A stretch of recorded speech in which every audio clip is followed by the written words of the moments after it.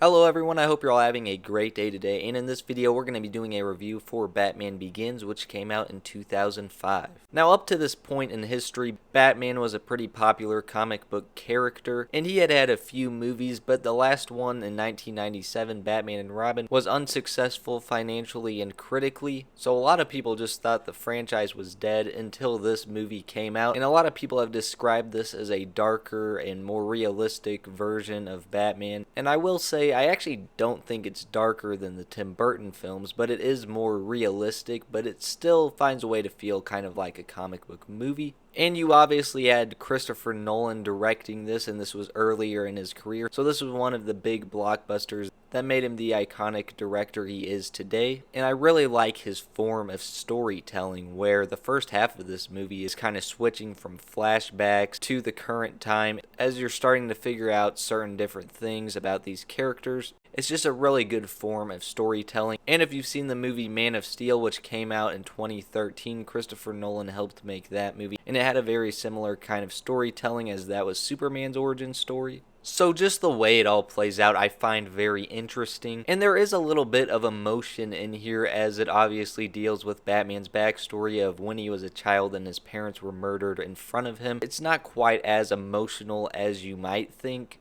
just because of the directing style. It kind of hits in a different way, but that's not necessarily a bad thing. But overall, I just think it's an exciting origin story, and I feel like when it comes to making an origin story for Batman, it's really easy to mess up, because as a Batman fan, I can confirm that it's pretty hard to impress Batman fans. Part of that is because certain elements of different Batman stories, different continuities, they're not all the same and we have preferences, but nothing about the origin story feels wrong. It doesn't feel like it's not comic accurate.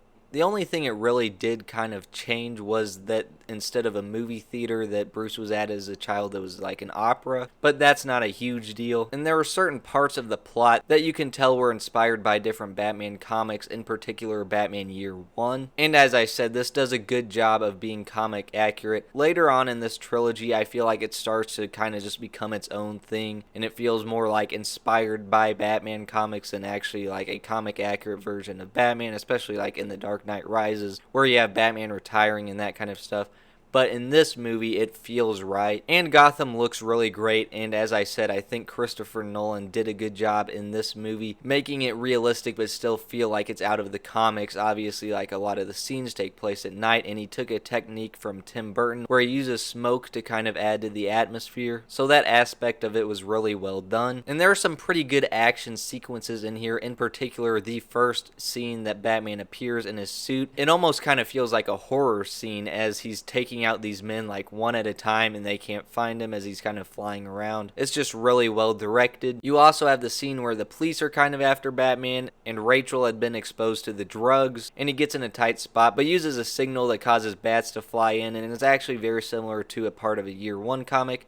And then that's followed by a really awesome car chase sequence. Although I will say in that sequence, Batman does act a little reckless in a movie where it's very clear that he does not kill people. But I mean, I guess no one died, so it was fine at the end. And as I said, it does make for a good action scene. But just the characters in this movie are really great. Obviously, Christian Bale as the main character, Bruce Wayne, aka Batman. It's just a really good casting choice. And I think this was the best version of Christian Bale's Batman in this trilogy. I think Christian Bale might actually have the best Bruce Wayne persona, where he is this billionaire playboy, but that's really just this disguise so people don't suspect that he's Batman, and that's really well done. Now, as for his Batman voice, it is a little bit pathetic, but at least in this movie you can actually kind of understand what he's saying, whereas in the other movies in the trilogy I think he tries a little too hard and it just feels a little weird. But he still comes off as intimidating. And there's also just some great side characters. You had Michael Caine as Alfred, Morgan Freeman as Lucius Fox, and Gary Oldman as Commissioner Gordon, who I think he might be the best actor to play Commissioner Gordon. And I think all of the villains in this movie are great as well. You have Liam Neeson in it as Ra's al Ghul. The twist ending is really good. And it's just kind of awesome how he started off as a mentor to Bruce Wayne, but they became at odds with each other because of their different philosophies. Scarecrow is great in this movie as well, super underrated villain, and Falcone is also in this movie.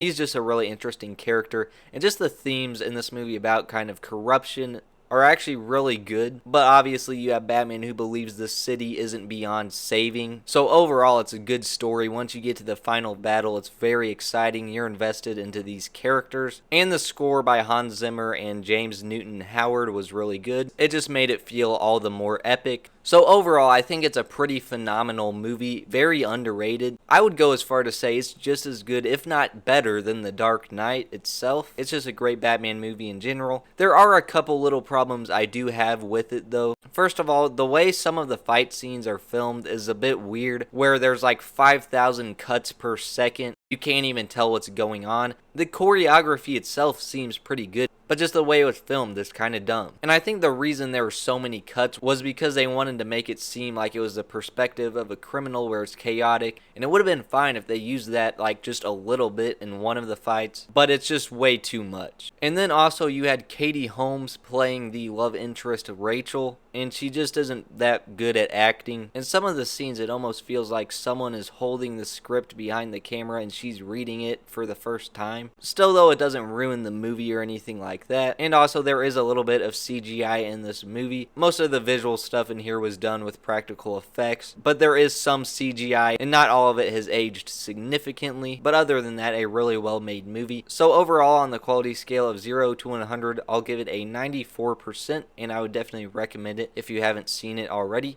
But if you have, let me know what you thought about it in the comments section down below. As always, thank you guys so much for watching, and I will see you guys in the next